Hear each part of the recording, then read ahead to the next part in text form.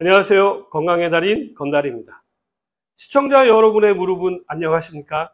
나이가 들게 되면 무릎이 점점 안 좋아지는 것을 느끼게 되고요. 어느 순간부터 계단이 두려워지는 때가 오기도 하죠. 제가 여러 영상에서 자주 강조해 드린 부분이 이런 날이 오기 전에 미리부터 계단 오르기 운동을 하시라고 말씀드렸던 거 기억나시나요? 나이가 드실수록 걷기 운동보다는요, 계단 오르기 운동을 하셔야 한다고 강조한 이유가 바로 무릎 관절을 튼튼히 하기 위해서입니다. 많은 분들이 무릎이 안 좋아지면 뼈에 문제가 있는 거 아닌가 생각하시는데요. 그렇지 않다라고 말씀드렸죠. 뼈에 문제가 아니라 뼈를 붙들고 있는 근육이 문제라고 말씀을 드렸는데요. 그렇기 때문에 무릎이 걱정이시라면 무릎과 관련된 근육을 튼튼하게 하셔야 하는데요. 가장 대표적인 운동이 바로 계단 오르기입니다. 계단 오르기에 관한 내용은 조금 길기 때문에요. 이전 영상을 참고하시기 바랍니다. 유튜브 검색창에 건달TV 계단이라고만 쳐도요. 관련 영상이 나옵니다. 아직 못 보신 분들은 꼭 한번 시청해 보시기 바랍니다. 큰 도움이 되실 것입니다.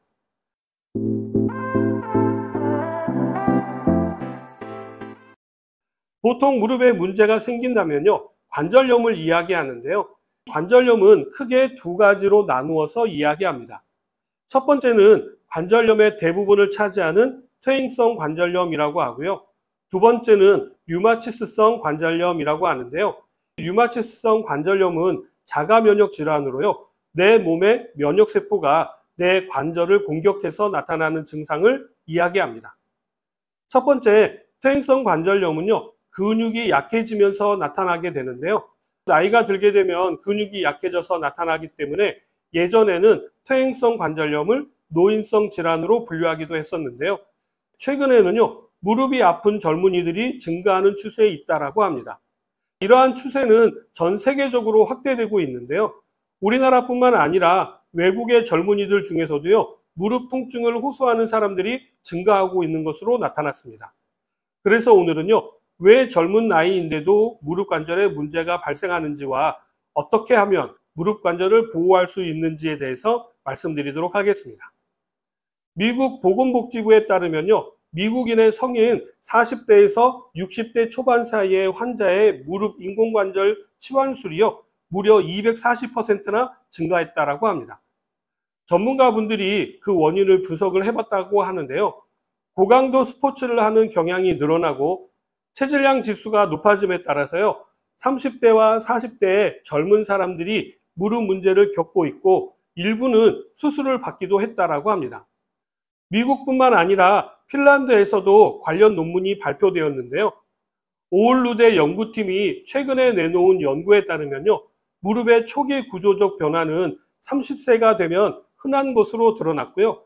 이런 변화는 종종 증상이 없이 발생한다라고 했습니다. 연구 결과 참가자의 절반 이상에서 주로 슬개골과 허벅지뼈 사이에 있는 연골에 문제가 나타났는데요. 연구팀은 대부분 무증상인 참가자 297명 중에서요, 절반 이상에서 관절 손상 징후를 발견했다라고 밝혔습니다. 참가자의 4분의 1 이상에서 정강이뼈와 허벅지뼈 사이의 관절에서도 동일한 결함이 발견되었는데요. 절반 이상에서는 작은 뼈 조각이 자라나기도 했다라고 합니다. 연구팀은요, 이러한 결과는 더 높은 체질량 지수가 무릎의 이러한 결함과 관련된 주요 원인이라고 설명했는데요. 체질량 지수라고 하는 BMI는요, 건강 상태와 비만을 파악하는 기초 지표로 대부분의 건강검진에서 활용되고 있는데요. 시청자분들께서 건강검진을 하시게 되면요, 체성분 검사할 때 이 BMI 수치를 보신 적이 있으실 겁니다. 체질량 지수는요, 체중을 키의 제곱으로 나눈 값을 말하는데요. 예를 들어서 키가 178cm이고 체중이 78kg인 사람의 BMI는요, 78 나누기 1.78 곱하기 1.78을 하면 24.6이 되는데요. 서양에서는 18.5에서 24.9면 정상으로 보고요. 25에서 29.9는 과체중, 30에서 34.9는 비만, 35에서 39.9는 고도 비만, 40 이상은 초고도 비만으로 분류하고 있습니다만 우리나라에서는요, 조금 다르게 체질량 지수가 20 미만인 때를 저체중, 20에서 24일 때를 정상체중, 25에서 30일 때를 경도비만, 30 이상인 경우에를 비만으로 보고 있습니다. 미국의 경우 성인의 40% 이상이 비만인 상태인 것으로 알려져 있는데요. 미국 뉴욕대 의대 정형외과 교수인 렌 슈워츠코프 박사는요, 폭스뉴스와의 인터뷰에서 젊은 미국인의 체질량 지수가 높아질수록 무릎 문제가 더 많다라는 데 동의한다라고 이야기하면서요, 비만할수록 관절에 높은 부담이 가해지고 무릎에 지속적으로 더 많은 하중이 가해지기 때문에 마모가 더 많이 발생한다라고 이야기했습니다.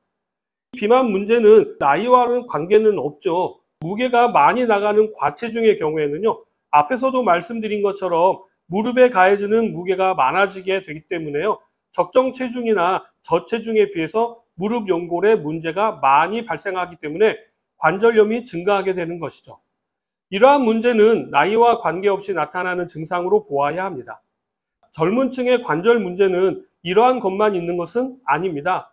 슈워츠코프 박사는요, 고등학교나 대학 스포츠에 참여하게 되면 젊은 성인의 무릎 부상이 더 많이 발생한다라고 했는데요. 일반적으로 미국의 경우 고등학교와 대학 시절에 스포츠를 하는 방식의 강도 때문에요, 부상이 더 많아지게 되는데요.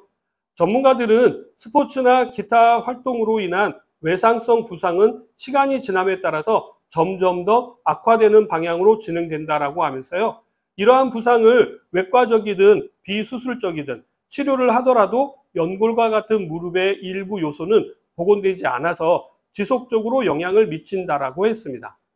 여기서 중요한 부분은요, 한번 손상된 연골은요, 다시 재생되지 않는다는 것입니다. 여러 온라인, 오프라인 상에서 무릎 연골이 재생이 되는 성분이라고 해서 판매하는 제품들이 있는데요. 이거는 모두 다 사기입니다. 광고를 통해서 많이들 들어보셨을 겁니다. 콘드로이친이라든지 글루코사민, MSM 등이 무릎 연골에 좋다라고 광고하지만요, 그렇지 않습니다. 물론 이러한 성분들이 연골의 구성 성분이긴 합니다만 이런 것을 드신다고 해서 연골이 재생이 되는 것은 아닙니다. 다만 일부 성분이 염증을 완화해 주기 때문에요, 통증이 줄어드는 효과는 있을 겁니다만 치료가 되는 것은 아닙니다. 여기에서 이야기하고 있지는 않는 부분입니다만 요즘 젊은 사람들에게서 무릎 관련 질환이 나타나는 이유 중에 하나는요, 무릎 근육이 약해졌기 때문입니다. 어릴 때부터 걸어 다니기보다는 차 타고 다니기가 일수고요, 계단보다는 엘리베이터나 에스컬레이터를 타고 다니기 때문에 무릎 근육이 잘 발달하지 못하고 튼튼하게 길러지지 않기 때문입니다. 원래부터 근육이 약해지는 환경에 놓이다 보니까 쉽게 관절 질환이 나타나게 되는 것이죠. 이러다 보니 관절 전문 병원에 가면요, 젊은 사람들을 심심치 않게 발견하게 되는 것이죠.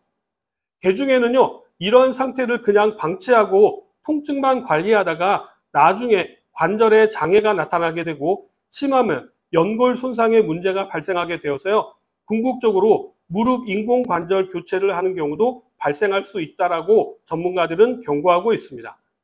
이러한 문제를 예방하기 위해서는요, 무엇보다도 중요한 것이 바로 무릎 주변의 근육을 강화하는 것입니다. 이미 관절에 연골이 닳아졌다고 하더라도요, 근육이 튼튼하게 되면 염증이 발생하지 않게 되기 때문입니다. 그렇기 때문에 무릎 관절을 튼튼하게 할 수 있는 계단 오르기 운동 꾸준히 하시는 것이 중요한데요.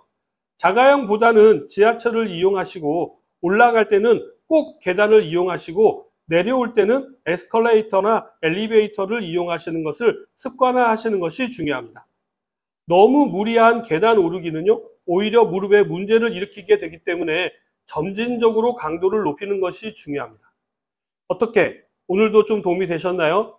그럼 저는 다음 시간에 더 좋은 내용으로 다시 찾아뵙도록 하겠습니다. 감사합니다.